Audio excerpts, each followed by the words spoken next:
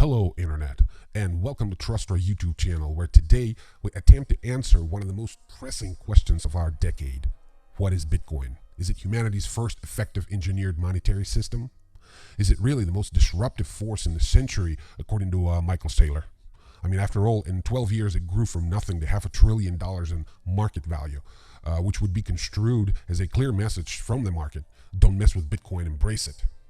Is it the world's first global, self-settled, real-time clearing bearer instrument on top of being essentially a god coin, a decentralized, permissionless, global, immutable, scarce, auditable, instantly transferable, highly divisible, perfect money? Or is it a dumpster fire, according to Peter Zeihan, highly regarded geopoliticist, prolific writer, and staunch dollarist?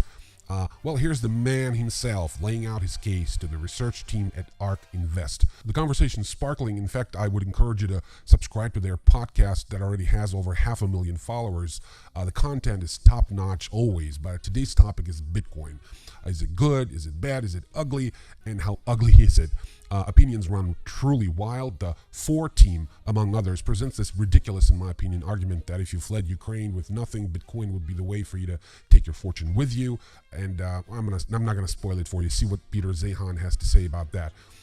Anyway, no spoilers, but a promise. This will be the most fun 8 minutes you've ever spent on the internet if you give a shit about crypto. Check it out. Leave me your comments. Sub to the channel if you haven't already. I'm going to be doing those midweek clips regularly, and I would welcome your suggestions for naming this rubric. Anyway, here's the clip of Peter Zeihan and ARK Invest butting heads over Bitcoin. Check it out.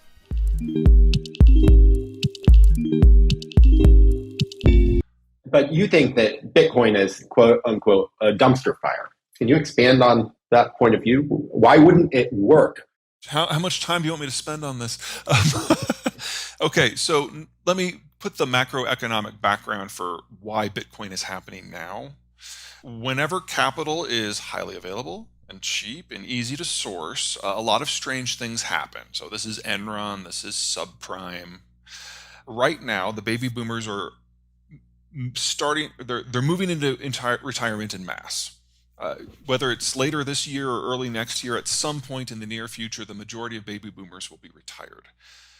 As you age and approach retirement, your incomes generally increase, your amount of free capital increases, your amount of investment capital increases, because your kids are moving out and you're later in your career, so you're earning more money.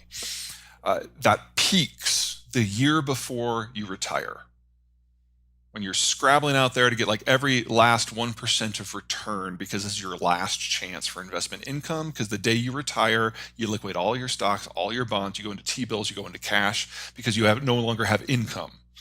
So you have to go to a conservative. So the boomers right now are in the most liberal investment environment of their lives. They're the largest generation this world has ever had, and they're all in that last year. So capital costs for the last couple of years are the lowest they've ever been. And in a couple of years, they're going to be very, very high, because all that boomer liquid capital is going to go away. It'll be locked into T-bills and cash. Bitcoin is emerging in this environment when money is free. It's not going to be here in a couple of years. It's not a store of value. It's not a method of exchange. It is not readily shiftable into the real economy.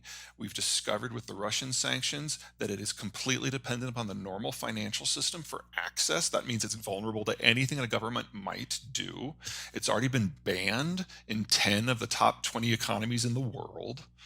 And in terms of productivity, oh my God, to generate it, you're talking about something that if we ever get a carbon tax has a negative value. So yes, there's nothing about Bitcoin that's here for the long haul. And if I think I disagree with you on almost every point. Fair enough. But if we're moving into a world where trade breaks down, what you need for a global trade currency is something that's large, something that's liquid, and something where the controlling body of the currency does not regularly manipulate it so it can be used with a degree of confidence. That's not Bitcoin. I agree with all those things, except for the large part. It needs to move large. It needs to be able to facilitate large flows, but it actually needs to be small, because I think that it's easy certainly from the Western perspective, to believe that, oh, it's not a store of value. It's so volatile. And yeah, it's a bunch of boomers getting into Bitcoin and Dogecoin and all of these, and I don't know, Shiba Inu coin and anything, and meme stock and stuff. And so it's actually just like funny money that people are playing around with. But from the perspective of someone in Ukraine who is fleeing the country and they can't get money out of the ATM because the ATM is literally on fire, and they get across the border and they have access to their private wallet, and when they get across the border, they can then actually expend economic resource that otherwise they wouldn't have access to. It's clear that there's utility in that system. Why wouldn't you just use a normal currency for that scenario? If you can't access if your bank account is literally like you shut said, off from get across the border. Yes, they are fleeing Ukraine into Poland. Right. I know. If you're going into a system where there's a functional society, I don't see the utility. I mean, I agree. Moving money out of a place is something that Bitcoin is used for. That's one of the reasons why a lot of governments have banned it, because it's being used for smuggling. So you accept that it's useful to have a money that is robust to, for instance, an entire banking system getting shut down, or the local currency getting inflated. I'm saying that the scenarios where it is useful are not good enough for it to be used regularly in any sort of civilized system. What you basically just described is money laundering.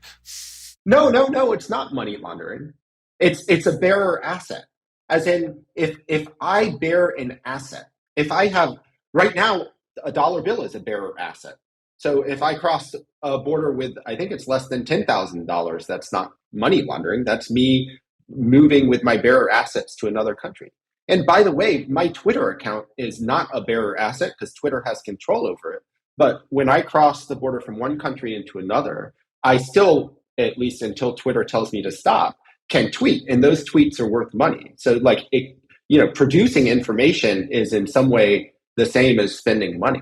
And this is this reminds me of a lot of things I remember hearing, well, not personally hearing, I'm not that old, but among the really hard left in San Francisco in the 1970s. All we need is global peace and for the police and the military to go away, and then we can all do whatever we want and shift whatever we want.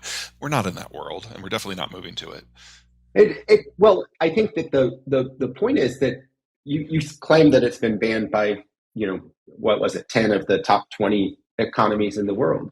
The fact is it's still being used in those places, despite the fact that it's been banned. The Bitcoin system is actually resilient and possibly strengthened by government attempts to shut it down. That's part of its value proposition. And I think I don't think we're going to see eye to eye on this one. I agree. I've heard you speak about Bitcoin before. I guess I had thought of a way to structure this question really briefly, which was just saying, imagine that there is a currency that has a fixed supply. Imagine if the U.S. was going to say, we are going to have this other thing called the trawler, or a non-dollar asset, call it coin or whatever. They guarantee it, but somehow everybody can trust them. They know it's statistically guaranteed that there's a fixed supply. I guess with the world relying on an asset, fixed supply important to you? Because there's not going to be manipulation. It wouldn't have to be a fixed. Instead, just a predictable and unchanged, as in what the rules of the game are. Fair enough. Okay. How would this influence the geopolitical environment if every country could trust that this was kind of the reality? Well, I think you just described the dollar. Except no, because the foreign government, like a problem with the dollar for emerging markets is that, the dollar supply is controlled to the interests of the U.S. domestic economy, and often in a way that negatively impacts other dollar sensitive or other dollar dependent economies, just because, the Fed is not going to be like, oh, I'm worried about, Joe emerging markets economic prospects here. Right. And so it takes away that kind of the variance that's done to accommodate somebody that's, totally outside of the other country. I totally hear you. And that's definitely one of the criticisms of the dollar. The problem is we have yet to find anything better. And I would argue that that's never going to be something like Bitcoin. We actually have found something better. It's just you haven't come to terms with it yet. Okay. We are. Yeah, I hear that a lot from people who really like Bitcoin. You should read the white paper. And this is it. This was your fun for today. Thank you so much for watching. Hopefully you got what you wanted out of this. Please subscribe to the channel. Leave me your comments. I really appreciate those. And like and share our content. This is all I'm asking for. And like I said, I'm gonna try to do these clips every week, like on Tuesday, Wednesday. And if you have a suggestion in mind, please let me know. I really welcome all opinions, all without exceptions. Again, thank you so much for watching.